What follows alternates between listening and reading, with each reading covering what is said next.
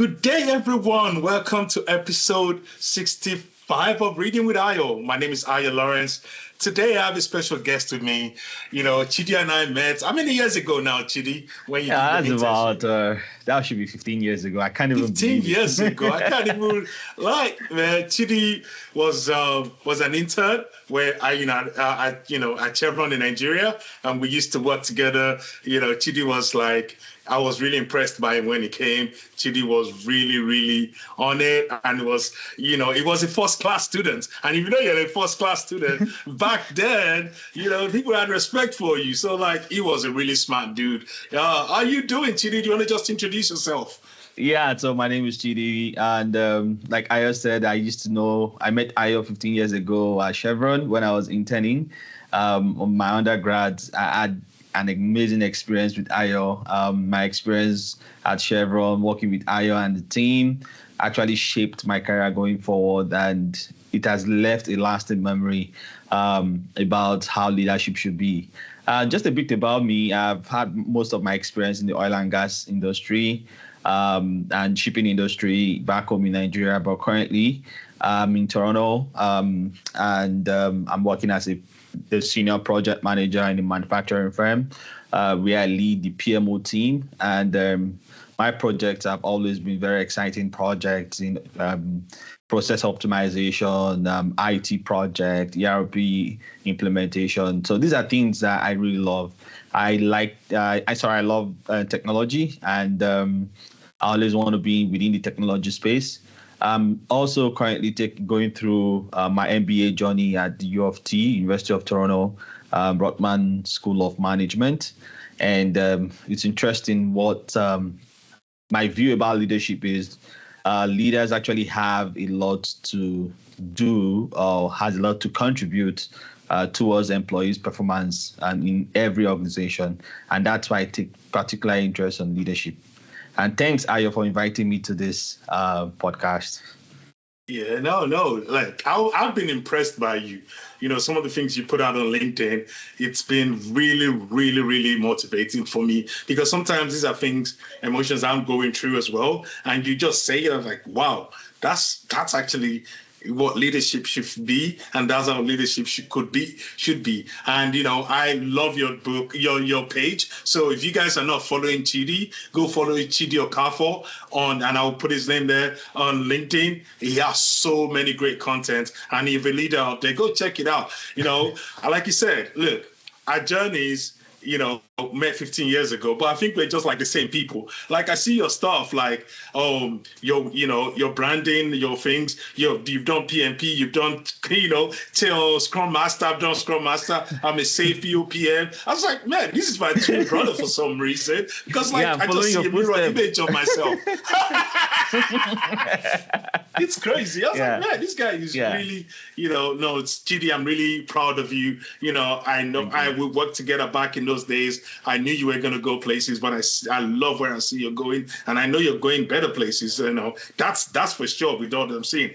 But like you said, the other day I saw something that was on your LinkedIn page, and I was like, wow, you couldn't have said it so much better. You said people are confused.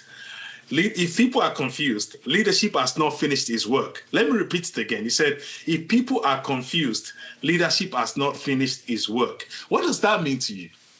Yeah, it's one of those things where I reflect on my experiences at work and past and present, and based on my relationship with my peers, my subordinates, my superiors, but I've come to one conclusion that if people, and the word underlying word there is people, it's not one person.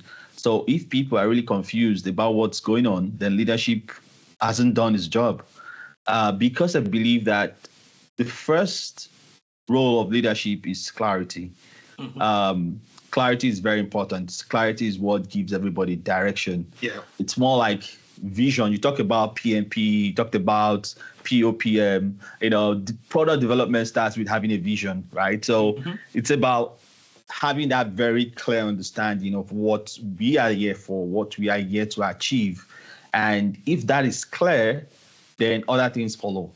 But as soon as people come into meetings or people go into some projects and they still don't understand what exactly is going on, then leadership hasn't even started. I agree with you. I totally agree with you because I always figure it out, like how the leaders set clear expectations.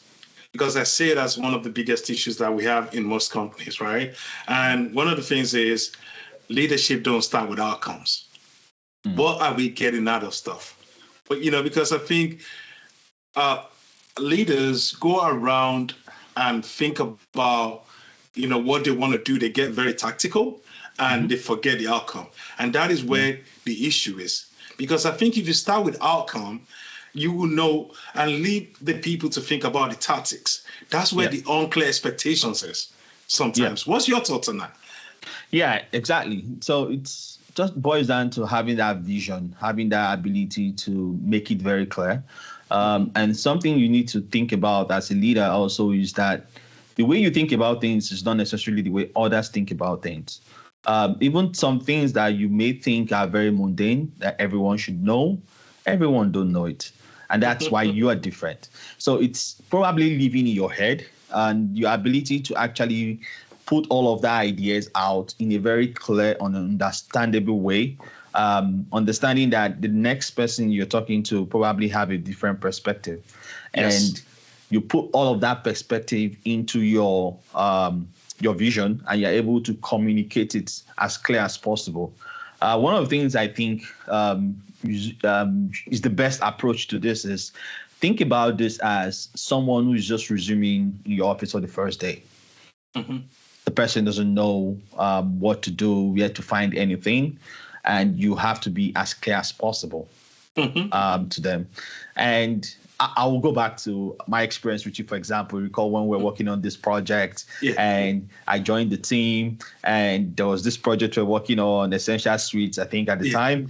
And I didn't have a clue of what's going on.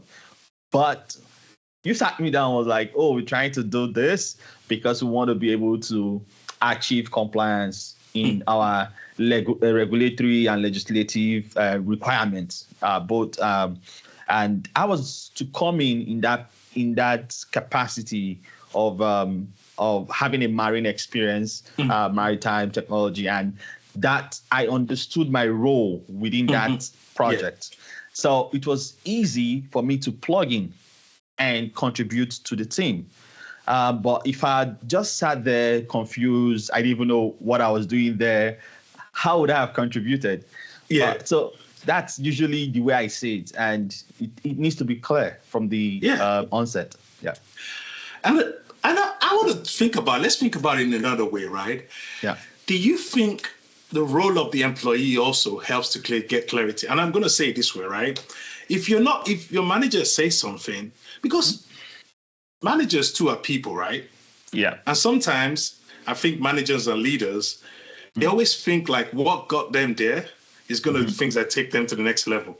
Because sometimes it's the way they've seen things work is the way they're doing it too, right? Yeah. What can employees do to make sure they're getting clear expectations? You said it in your post, but I want you to help that, make sure that the clear expectations, they help the leaders to set clear expectations. What can they do? Yeah, it's a very good question because sometimes when we read all of these posts on LinkedIn, my content is around leadership, but there is that aspect of the employee as well and what the employee could do. And one of the things I took away from a leadership course I did in school as part of my MBA is that employees' performance or behaviors is a function of two things. The first one is the individual, and the second one is the situations, right? The individual play a key role. The situation, it's everything happening within and around that employee, including the manager of that employee is part of the situation. And the way I see it is the individual has 80% of a role to play, right? In ensuring that their behaviors or the outcomes in the office actually meets expectation. 80% of that is actually falls down on the employee to do that. It's not on your manager to do that part. However, your manager's 20% controlling the environment around you actually has 80% of the impact. So if you think about Pareto's principle, 20% of the factors actually lead to 80% of outcomes, right? So that said, employees need to ask questions. If you are not clear about something, ask questions, speak up, ask clarifying questions. It doesn't, you don't have to take it for granted that what has been communicated is clear. If you feel any way that you're not giving clear instructions or clear directive of what's happening within a project, ask questions. Mm-hmm. Find time to sit with your managers, find time to sit with your leaders, and clarify what exactly we're trying to do. Once you have that clarity, you can then understand how you contribute to the success. Yeah, my mom used to tell me something, Chidi, right? She used to tell me, never leave a room dumber than you came in. Oh, that's golden. Jen.